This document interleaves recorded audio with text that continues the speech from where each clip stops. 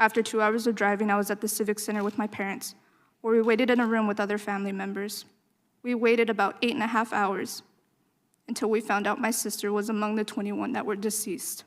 Are we not tired of hearing yet another tragedy because of gun violence? When is enough enough? I truly hope that this never happens to any other family in the days, months, or years to come.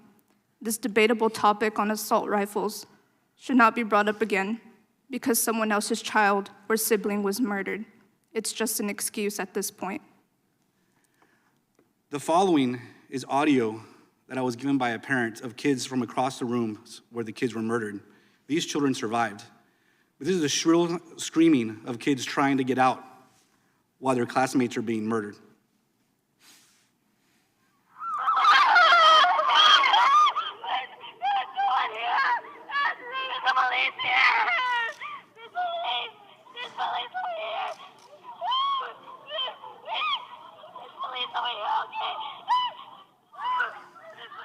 As I said, I'm a gun owner.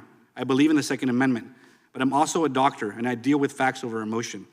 So yes, I love an effective tool.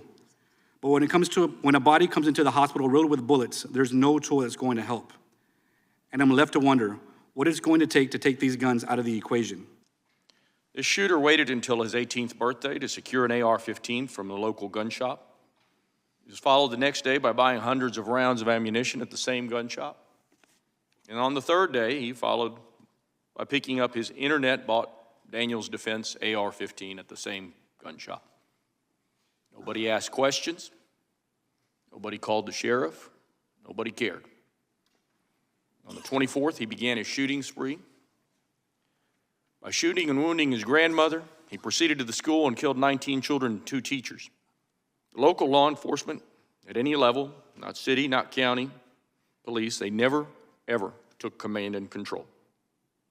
The state police never took command and control either, even though they had 91 of their Operation Lone Star troops on the ground, including Texas Rangers, who stood around and talked to their supervisors over the phone. At the end, kids were piled together in 2 heaps, in 2 classrooms. Teacher lay shielding several children as best she could. She and the children were all dead. Children and bodies were dragged out into a hallway where, again, officers jammed the hallway, seemingly watching the few that were actually trying to administer aid to the remaining children that made it out alive. Child was dragged out of the hallway. Her face was gone. Hallways and classrooms had blood like no horror movie you've ever seen.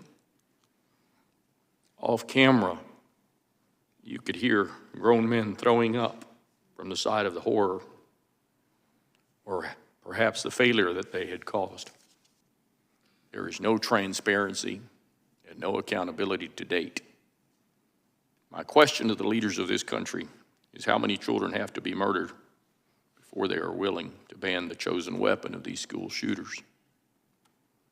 How many people have to be killed before we take reasonable steps to end murder?